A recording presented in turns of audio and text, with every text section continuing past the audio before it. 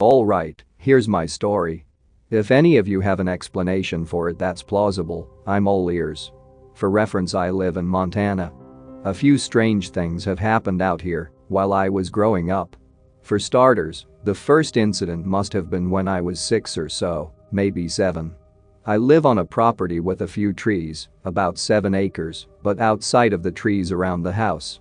The area is just nothing but sagebrush and dry grass. Property is overlooking a deep gully that goes onto a neighbor's property. Anyways, back to 7-year-old me. Playing some sort of game pretending to be in the army with the neighbor's kid next door. All of a sudden we hear this screaming coming from down in the gully. Unlike anything I've ever heard, even to this day. Doesn't sound like the coyotes that live in the gully, doesn't sound like a bobcat, doesn't sound human. Immediately book it out of my field and into my house as fast as our legs could carry us. Still don't know what it was. The rest of these experiences are different in nature, but it was that first one that really made me realize that there's scary shit out there in the woods. Be me. Now about 14, hanging out with some friends, plan to camp out in friend's field and stargaze because shit, space is pretty neat. Head out to field, there was probably about 6 of us.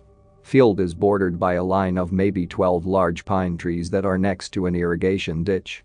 As we're all walking out there, maybe 10 at night, friend in the lead stops in his tracks. We all look ahead to see what the holdup is.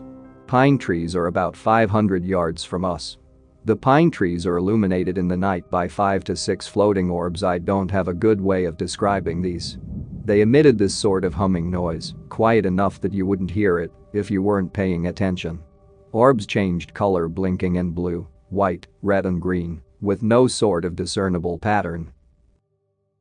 At first we thought someone was just doing something weird with bright lights out in the woods. Orbs start moving from their previously stationary positions. We all freak the fuck out. 2 from our group of 6 pussy out and run back to the house. Rest of us stay there, watching these things just continue to dance for almost an hour. Gradually the orbs just wink out in the night, slowly just blinking off one by one, until one orb remains. It emits a blue light, still keeps humming.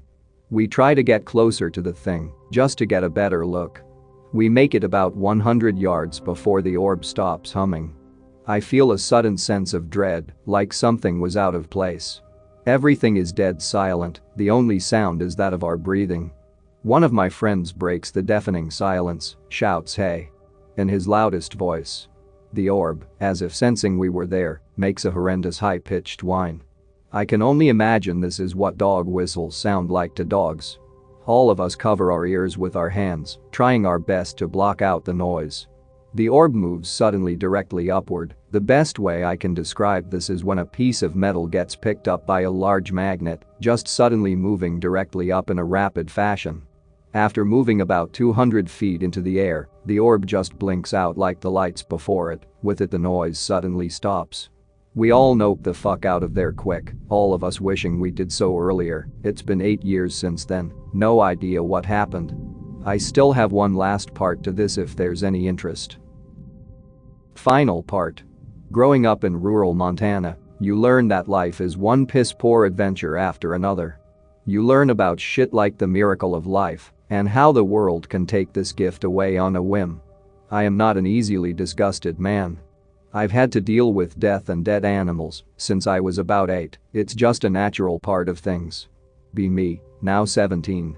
Work moving pipe, feeding cattle, and doing odd jobs for a neighbor. My boss, Fred, is a man in his 70s, Korean War vet, and is a man of few words. Needless to say he's seen some shit, but he's the type who's looked death in the eye, spit at it, and told it to fuck off. One summer evening I'm working at Fred's moving some pipe. I'm designated to move pipe for a field that's maybe 600 yards long, mostly just grass with some old cottonwood trees dense with growth leading into a messy thicket of trees, shrubs, and bushes. Lining the back of the field is an old rotting fence. Sometimes Fred has some of his cows graze out in this field, usually congregating out by the trees.